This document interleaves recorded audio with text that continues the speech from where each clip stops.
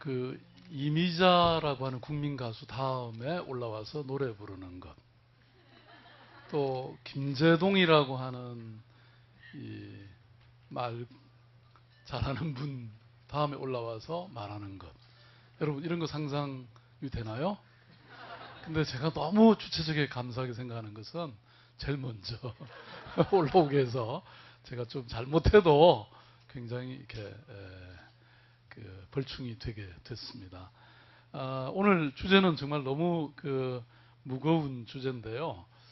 아마 여기 계신 여러분들 중에 이분에 대해서 모르는 분이 상당히 계실 것 같아. 그죠? 네. 한때는 굉장한 정의사회를 구현하신다고 얘기를 하셔서 우리 국민들이 참 굉장히 힘든 사회, 힘든 시기를 지냈던 적이 있습니다. 여러분 말과 행동이 다르면 어떻게 되나요? 안 되죠? 그런데 더군다나 모든 국민들이 이렇게 보고 따라야 하는 그런 위치에 있는 분이 말과 행동이 굉장히 다르면 참 힘들어지죠. 그런데 뭐 그때는 또 우리가 80년대 이른바 군사 독재 시절이라고 해서 또 그냥 넘어갈 수도 있는데 요즘 와서도 여전히 이분은 이 정의사회 구현을 말씀하십니다. 본인은 뭐 골프도 치러 다니시고 여러 가지 하시면서도 재산은 29만 원밖에 없다고 이렇게 말씀하십니다. 참 저는 우리 역사 속에서 그래도 우리 국민들이 가장 존경해야 할 그런 자리에, 그런 위치에 있는 분들은 말과 행동이 정말 같아야 된다고 생각합니다. 그런데 이런 것 때문에 우리 국민들이 받는 스트레스가 굉장히 크다고 생각합니다. 사실은 그런데 그냥 스트레스만 받는 게 아니죠. 결국 이런 저 위에 분이 이렇게 되면 정말 모든 사람이 또 따라가게 됩니다. 저는 한국 사회가 굉장히 참 희망과 이 잠재력이 있는 사회인데요. 근데 또 한편으로 우리가 보면 굉장히 절망적이기도 해요. 왜냐하면 너무나 많은 어떤 사기꾼들이, 거짓말꾼들이 있어요. 또는 너무나 야만적인 부분이 아직도 많습니다. 여러분 신문에 나는 거 보면 뭐 가짜가 얼마나 많습니까? 그러고도 그냥 이 세상을 무사히 살아간다고 하는 것, 저는 정말 여러분 용납할 수 있어요? 제가 이 미국을 가보면요, 미국이라는 나라는 사실은 어찌 보면 너무나 많은 다인종들이 모여갖고 참 어떻게 이런 사회가 유지될까 이런 생각이 드는데, 그럼에도 불구하고 유지되는 딱 하나의 제도가 있습니다. 그게 이른바 징벌적 배상 제도라는 거예요. 그러니까 말하자면 거짓말하고 고의적으로 뭘 잘못하면 완전히 폐가망신 시켜버리는 그런 제도가 있습니다. 그러니까 뭘 하나 고의적으로 잘못하면요, 몇십 배, 몇백 배 그냥 벌금을 매기는 거예요. 이거 여러분 우리 사회에 도입해보면 어떨까요? 그냥 그렇게 힘없이 말해갖고 도입이 되나요? 네. 그러면 그건 박수라도 치셔야죠. 네. 아, 이게 제가 이렇게 억지로 지금 박수를, 네. 그래서, 근데 여러분, 그 당시에도 이렇게, 하늘에 감사한다고 이런 지도자를 내려주신 분에게 대해서 이런 언론이 있었습니다. 그런데 그 언론 지금도 크게 안 바뀌었거든요. 네. 여러분, 자동차가 이 교차로에서 막 달립니다. 신호를 만약에 무시하고 가버리면 어떻게 되죠? 충돌되잖아요. 그 사람들은 누구나 신뢰의 원칙 하에 행동합니다.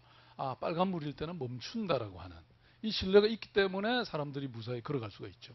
근데 우리 사회는 신호등 안 지키는 사람 너무 많아요. 저 위에서부터 아래 이렇게까지. 그렇게 되면 만인 대 만인의 투쟁이 일어나죠. 예? 우리 사회가. 그래서 힘약한 사람, 착한 사람은 굉장히 손해보는 그런 세상이 돼버리는 거죠. 그런 측면에서 이 신뢰 원칙이 작동되도록 해야 된다고 저는 생각합니다.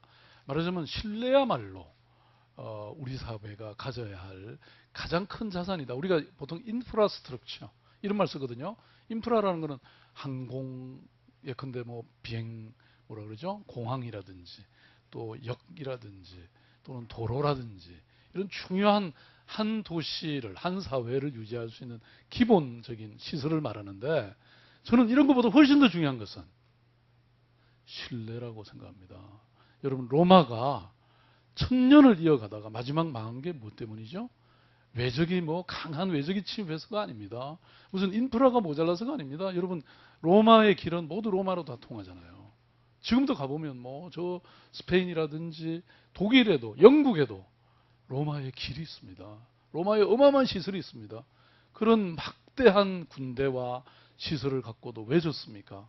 그것은 어떤 내부의 문제, 내부의 부패, 내부의 신뢰 때문이라고 저는 생각하거든요. 근데 또 이런 분이 나타나셨습니다. 도덕적으로 완벽하다고 주장하셨는데요. 그런데 불행하게도 그분 주변에 가장 실세라고 알려졌던 이런 분들이 지금 다 감옥을 가 있거나 가게 생겼습니다. 저는 일찌감치 예고했습니다. 경고했습니다. 이런 일이 분명히 벌어질 것 같다고. 왜냐? 지금까지 계속 벌어졌으니까. 여러분 상상해 보십시오. 어느 정권치고 이런 부패로 마지막 모든 것을 잃어버리지 않았던 정권이 있었습니까? 그런데 하물며 이 정부는 제가 몇 차례 얘기했습니다. 이런 부패나 이런 친인척 비리에 대해서 너무나 경각심이 없다. 감수성이 없다. 이런 얘기를 분명히 얘기를 했습니다. 저는요. 우리 사회의 이 로비력이라는 것은 얼마나 대단하냐면 아마 그 친인척을 이 시베리아 불판에 감옥 안에 넣어놔도 사람들이 땅굴을 파서라도 찾아갑니다.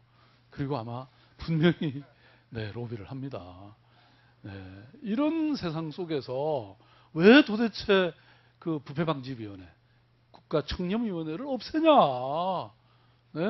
그리고 또 스스로 이렇게 도덕적으로 자신이 있다고 주장하면 그런 감수성, 경각심이 사라지는 거죠. 저는 사실 이 문제는 저 자신도 자유롭지 않다고 생각합니다.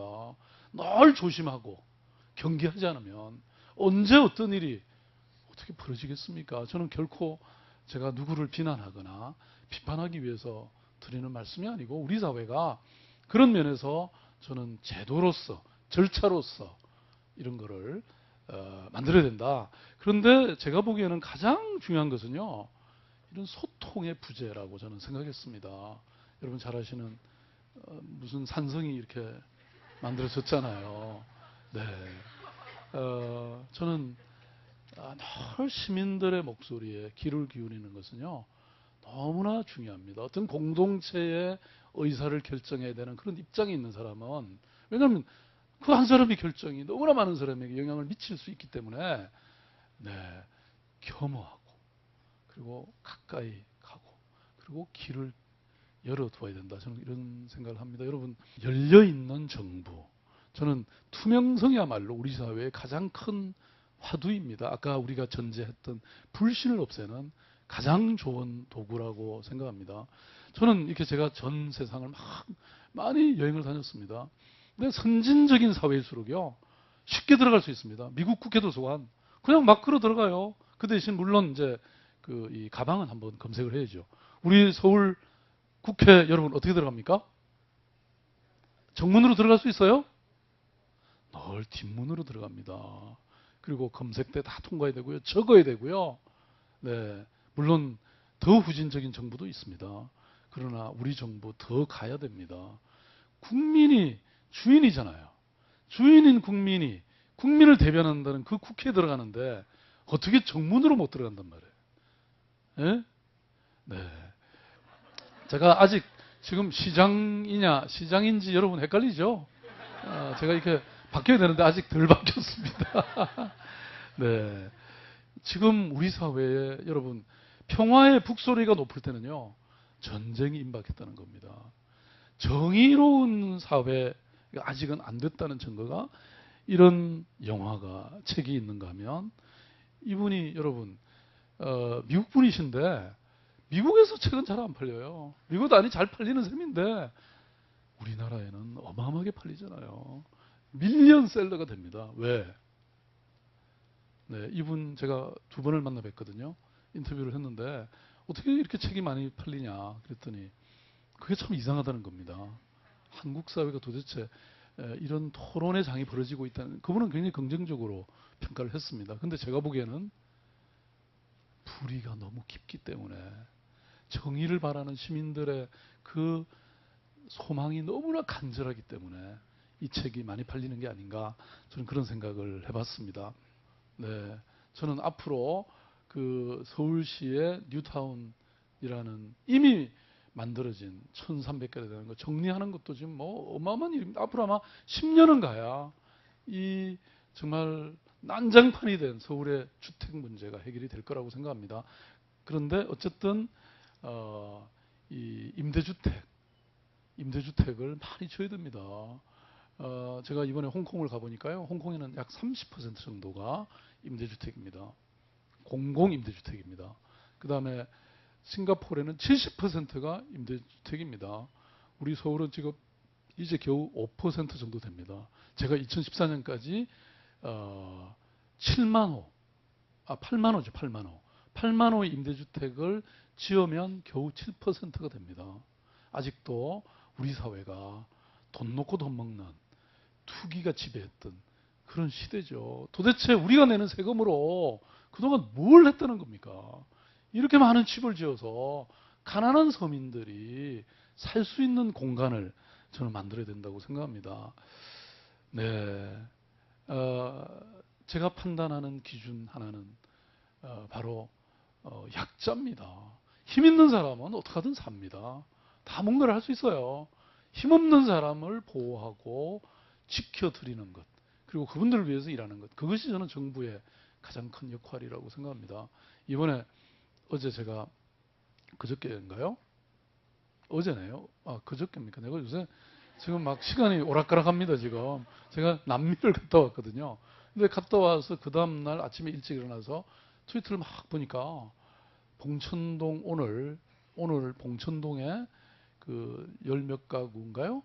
그 강제 철거가 이루어진다는 거예요. 그래서 제가 우리 여기 비실장님도 와 계신데 제가 아침 일찍 전화를 했어요. 오늘 내가 다른 일정 다 무시하고라도 여기 간다. 그런데 내가 가면 뭔가를 약속을 해야 될 거 아닙니까? 약속할 수 있느냐? 그러니까 이 강제 철거가 방지될 수 있느냐?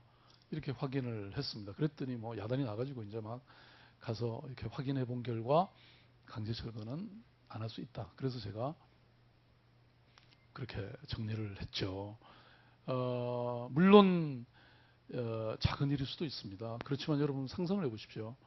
그 땅에 수십 년 뿌리를 받고 살던 사람이 자기가 원하지 않았는데 어느 날 갑자기 공권력이 와서 강제로 철거한다는 그 삶의 모든 뿌리가 다 뿌리 뽑힌다는 것.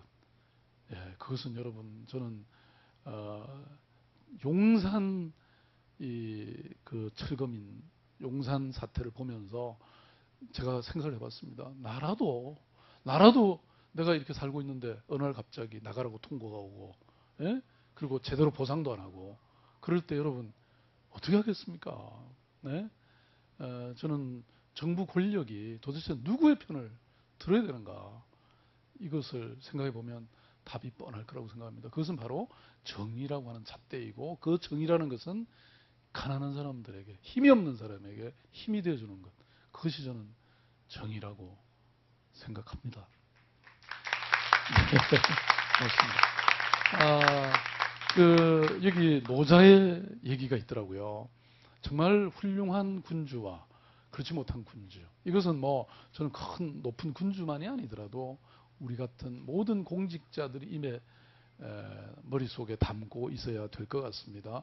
권력은 행사하라고 사실 준 것이죠. 그렇지만 그것이 바르게 정의롭게 사용되어야 되는 것이죠. 그리고 그것은 어떤 무력으로서가 아니라 정말 하나의 모범으로서, 하나의 도덕으로서, 하나의 그런 권위로서 행사되는 것이어야 시민들의 존중을 받는 공직자가 될 수 있다고 저는 생각합니다. 그런데 여러분, 이런 정의로운 군주, 옛날로 따지면, 요새로 따지면 정의로운 공권력, 공직자를 만드는 것은요, 시민 여러분입니다. 네. 저는 똑똑한 시민이, 현명한 시민이 현명한 정치를 낳는다고 생각해요. 주나라의 근왕도 결국 쫓겨났습니다. 축출당했습니다. 맹자가 그런 얘기 했거든요. 패도정치라는 얘기를 했습니다. 말하자면 왕도 민심을 거슬리면 쫓겨나는 겁니다. 그 당시에도 탄핵이 된 거예요. 그런데 하물며 지금 같은 민주정치에서 시민의 목소리를 제대로 안 듣고 시민의 이익을 제대로 못 지키면 그 사람은 쫓겨나야죠. 근데 그것을 누가 할 수 있습니까? 시민들이 하는 거죠. 네, 저는 결국은 우리 사회의 모든 품격과 정의로움과 그 다음에 이 나라의 미래가, 희망찬 미래가 결국은 우리 자신에게, 시민들에게 달려있다고 생각합니다. 여러분들이 세상을 바꿀 수 있습니다. 고맙습니다.